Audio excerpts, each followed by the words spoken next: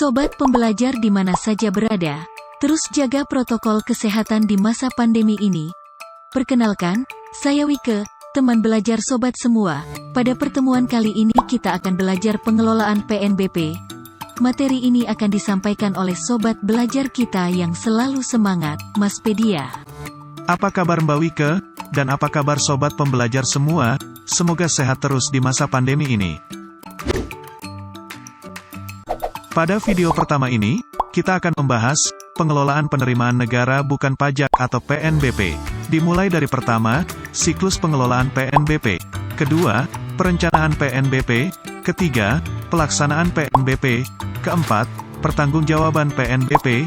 Serta pembahasan terakhir yang kelima, pengawasan PNBP. Selanjutnya kita akan membahasnya satu persatu. Siklus pengelolaan PNBP. Penerimaan negara bukan pajak atau PNBP merupakan pungutan yang dibayar oleh orang pribadi atau badan dengan memperoleh manfaat langsung maupun tidak langsung atas layanan atau pemanfaatan sumber daya dan hak yang diperoleh negara berdasarkan peraturan perundang-undangan yang menjadi penerimaan pemerintah pusat di luar penerimaan perpajakan dan hibah serta dikelola dalam mekanisme APBN.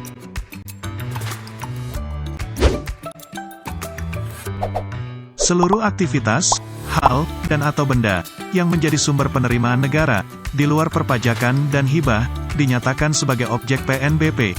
Objek PNBP memiliki kriteria. Pertama, pelaksanaan tugas dan fungsi pemerintah. Kedua, penggunaan dana yang bersumber dari anggaran pendapatan dan belanja negara. Ketiga, pengelolaan kekayaan negara. Dan keempat, penetapan peraturan perundang-undangan. Objek PNBP meliputi, pertama, pemanfaatan sumber daya alam. Kedua, pelayanan. Ketiga, pengelolaan kekayaan negara dipisahkan. Keempat, pengelolaan barang milik negara. Kelima, pengelolaan dana dan terakhir keenam, hak negara lainnya. Objek PNBP dirinci menurut jenis, dan jenis PNBP diatur dengan undang-undang, peraturan pemerintah, dan atau peraturan Menteri Keuangan. Seluruh penerimaan negara bukan pajak atau PNBP dikelola dalam sistem anggaran pendapatan dan belanja negara atau APBN. Siklus pengelolaan PNBP tersebut meliputi perencanaan PNBP, pelaksanaan PNBP, pertanggungjawaban PNBP, dan terakhir pengawasan PNBP. Selanjutnya kita akan bahas tiap tahapan pada siklus PNBP tersebut satu persatu. Perencanaan PNBP. Perencanaan PNBP dilakukan untuk penyusunan rancangan anggaran pendapatan dan belanja negara, dan atau rancangan anggaran pendapatan dan belanja negara perubahan, dengan mengikuti siklus anggaran pendapatan dan belanja negara. Perencanaan disusun dalam bentuk rencana PNBP berupa target PNBP atau target dan pagu penggunaan dana PNBP. Rencana PNBP disusun secara realistis, optimal, dan sesuai dengan ketentuan peraturan perundang-undangan. Perencanaan PNBP meliputi penyusunan dan penyampaian rencana PNBP oleh instansi pengelola PNBP, dan penelaahan serta penetapan atas rencana PNBP oleh Menteri Keuangan. Rencana PNBP wajib disampaikan oleh instansi pengelola PNBP kepada Menteri Keuangan untuk tahun anggaran yang direncanakan. Selanjutnya rencana PNBP tersebut ditetapkan oleh Menteri Keuangan.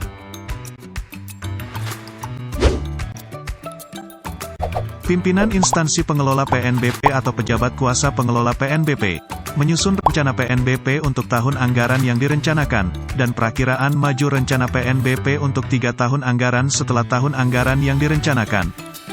Selanjutnya pimpinan instansi pengelola PNBP atau pejabat kuasa pengelola PNBP menyampaikan rencana PNBP kepada Menteri Keuangan paling lambat pada bulan Januari.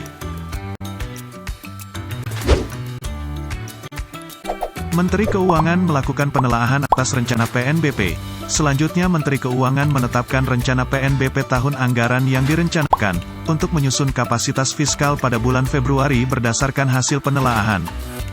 Rencana PNBP digunakan sebagai bahan pembicaraan pendahuluan rancangan APBN antara pemerintah dan Dewan Perwakilan Rakyat.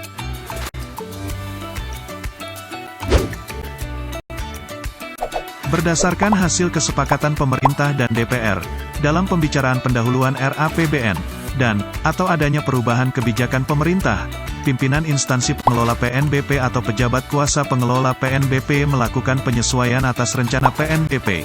Penyesuaian meliputi rencana PNBP tahun anggaran yang direncanakan, dan perkiraan maju rencana PNBP 3 tahun anggaran setelah tahun anggaran yang direncanakan. Pimpinan instansi pengelola PNBP atau pejabat kuasa pengelola PNBP menyampaikan penyesuaian atas rencana PNBP kepada Menteri Keuangan paling lambat pada bulan Juni. Menteri Keuangan melakukan penelaahan terhadap penyesuaian atas rencana PNBP. Selanjutnya Menteri Keuangan menetapkan rencana PNBP untuk menyusun rancangan undang-undang APBN pada bulan Juli berdasarkan hasil penelaahan.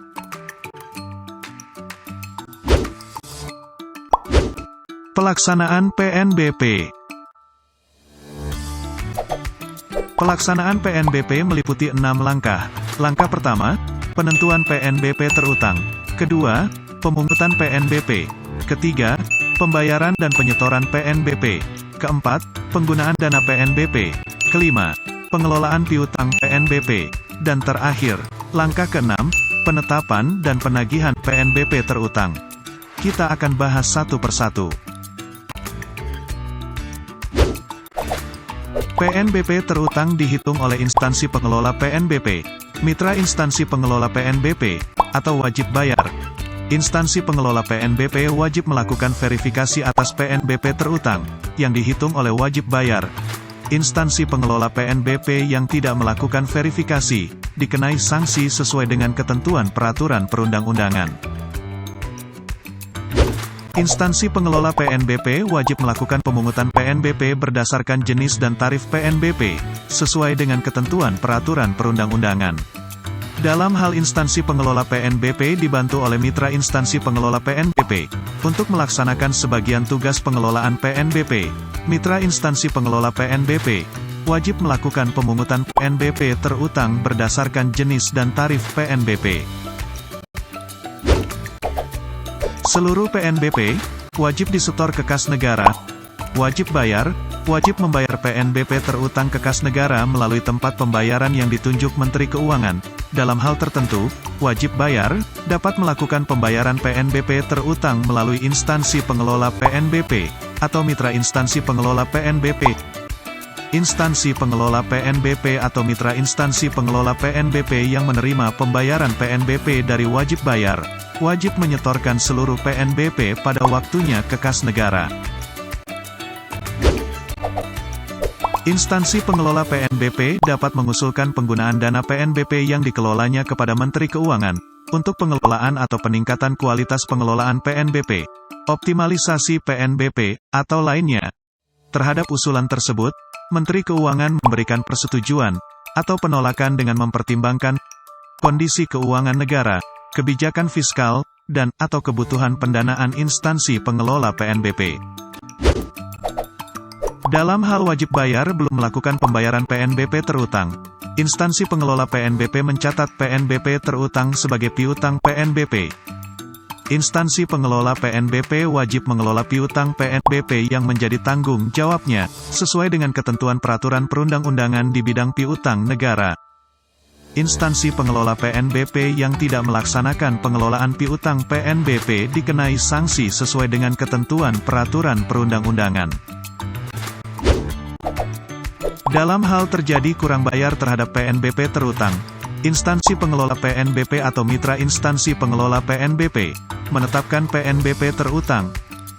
Penetapan PNBP terutang didasarkan pada hasil verifikasi dan atau monitoring oleh instansi pengelola PNBP atau mitra instansi pengelola PNBP, laporan hasil pemeriksaan terhadap wajib bayar, putusan pengadilan, dan atau sumber lainnya.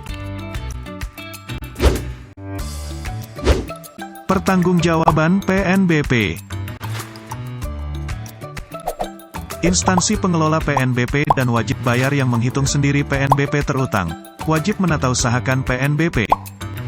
Penatausahaan PNBP wajib diselenggarakan di wilayah yurisdiksi Indonesia dan disusun dalam bahasa Indonesia, dengan menggunakan satuan mata uang rupiah dan atau bahasa asing dengan menggunakan satuan mata uang asing yang diizinkan oleh Menteri Keuangan.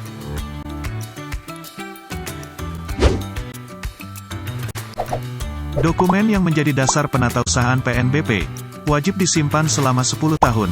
Dalam hal instansi pengelola PNBP tidak memenuhi kewajiban penatausahaan, dikenai sanksi sesuai dengan ketentuan peraturan perundang-undangan. Dalam hal wajib bayar tidak memenuhi kewajiban penatausahaan, dikenai sanksi administratif berupa denda sebesar 10 juta rupiah.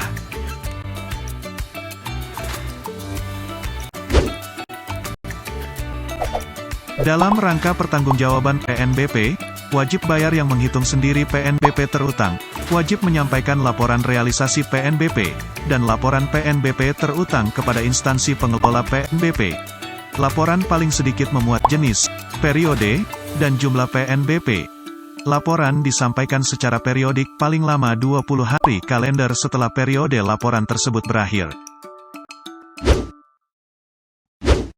Pengawasan PNBP. Ruang lingkup pengawasan PNBP dilakukan terhadap pertama, pemenuhan kewajiban PNBP dan atau kedua, kepatuhan terhadap ketentuan peraturan perundang-undangan di bidang PNBP. Pengawasan PNBP dilakukan oleh instansi pengelola PNBP, dan pengawasan PNBP dilakukan juga oleh Menteri Keuangan.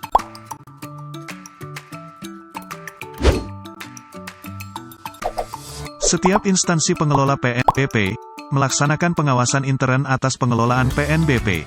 Sesuai dengan ketentuan peraturan perundang-undangan, pengawasan intern atas pengelolaan PNBP dilakukan oleh APIP yang bertanggung jawab langsung kepada menteri atau pimpinan lembaga.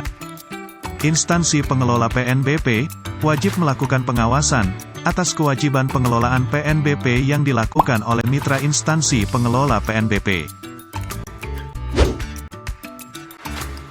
Aparat pengawasan intern pemerintah atau APIP wajib membuat laporan hasil pengawasan dan menyampaikannya kepada pimpinan instansi pengelola PNBP dan Menteri Keuangan.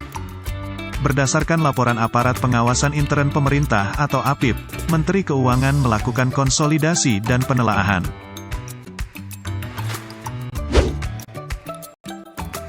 Untuk meningkatkan kualitas perencanaan, pelaksanaan, dan pertanggungjawaban PNBP, Menteri Keuangan melakukan pengawasan terhadap instansi pengelola PNBP.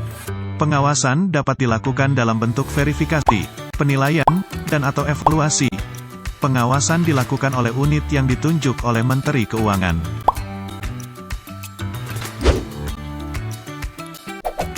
Dalam melaksanakan pengawasan, unit yang ditunjuk Menteri Keuangan dapat meminta dokumen, keterangan, dan atau bukti lain kepada wajib bayar yang menghitung sendiri kewajiban PNBP terutang, mitra instansi pengelola PNBP, dan atau pihak lain.